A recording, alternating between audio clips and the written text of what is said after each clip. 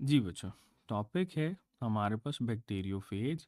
और बैक्टीरियोफेज में बेटे हमारे पास जो सबसे पहला क्वेश्चन है, that is the genetic material of bacteriophage is present in.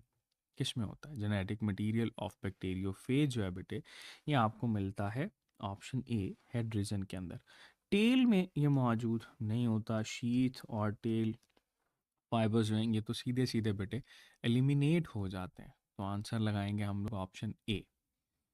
Next चलते हैं। स्टेटमेंट है in bacteriophage the contractile proteins are majorly found in. तो बेटे जो कॉन्ट्रैक्टाइल प्रोटीन्स होती हैं क्या ये हेड में है? नहीं। क्या ये नेक में है? नहीं। क्या ये टेल में है? नहीं। ये मौजूद होती हैं शीथ में। इसीलिए हम लोग यहाँ पर मेंशन करते हैं कि कॉन्ट्रैक्टाइल प्रोटीन्स जो हैं वो ये होती हैं, इसी की बेस के ऊपर जो कोर की प्रोटीन्स होती हैं वो पेनिट्रेट करती हैं होस्ट के अंदर। तो आंसर हम लगाएंगे चार्ली। नेक्स्ट चलते हैं।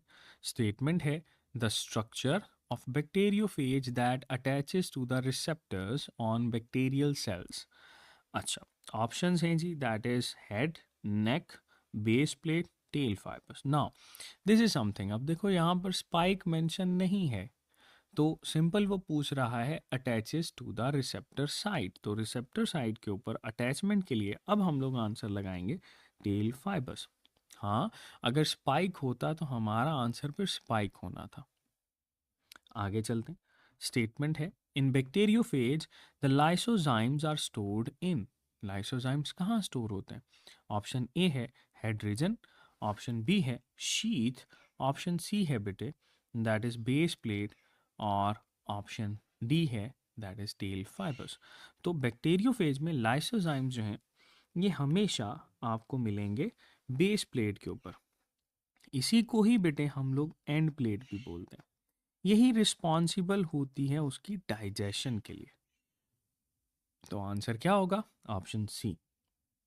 आगे चलते हैं। स्टेटमेंट है prophage is the. Option A newly synthesised bacteriophage, option B viral DNA, option C viral protein, option D none of these. तो बेटे जो प्रोफेज होती है that is actually the viral DNA जो कि उसके अंदर इनकॉर्पोरेट करता है। तो आंसर हम इसमें लगाएंगे that is option B viral DNA. बाकी ऑप्शन जो है बेटे ये हमारे पास एलिमिनेट हो जाएंगे।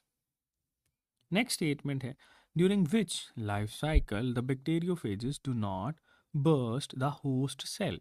ऑप्शन ए है लेटिक साइकिल, ऑप्शन बी है विरुलेंट साइकिल, ऑप्शन सी है टेम्परेट साइकिल, और ऑप्शन डी है bacteriophages always burst the host cell. बेटे स्टेटमेंट देखो तो नॉट लिखा हुआ, दे डू नॉट बर्स्ट। तो बर्स्टिंग लिटिक साइकिल के अंदर होती है।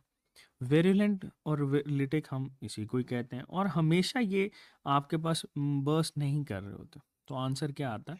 Temperate phase. ठीक है, तो इसमें हम लोग आंसर लगाएंगे that is temperate phase, that will be the answer. ठीक है, बाकी ये आपके पास आंसर नहीं है। ठीक है, आगे चलते हैं। स्टेटमेंट है master slave relationship in bacteriophage life cycle is. तो मास्टर स्लेव एसोसिएशन बेटे ये आपको नजर आती है लाइसोजेनिक साइकिल के अंदर, है ना। मास्टर और स्लेव एसोसिएशन, एक होस्ट और गेस्ट होता है। तो बेटे जो टेम्परेट साइकिल और लाइसोजेनिक है ये दोनों ही, आप लोग बिल्कुल गलत सोच रहे थे, ये दोनों ही हमारे पास होस्ट गेस्ट एसोसिएशन है। टेम्परेट और लाइसोजेनिक ये सेम है।